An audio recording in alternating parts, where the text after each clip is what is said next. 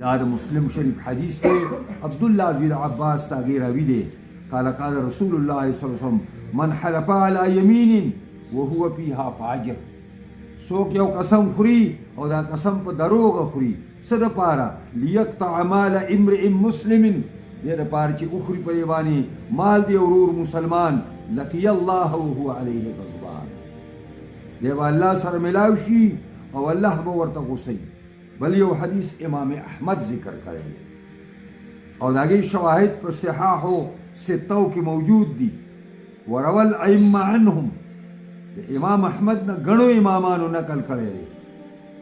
ومن د نبی صلی الله علیه وسلم قول ومن اقتطع حق امرئ مسلم یمینه چا چې خړپ واهه مال دی ورور مسلمان په قسم باندې فقد اوجب الله له النار الله غسړي لپاره اور واجب کړی اور ورله لازم دی. او وحرم عليه الجنه الله په جنت حرام کړی دی. وقال له رجل وان كان شيئا يسيرا اگر کله غوندي شی په دروغ او په قسم باندې سړی یو بل مسلمان خوري یا رسول الله.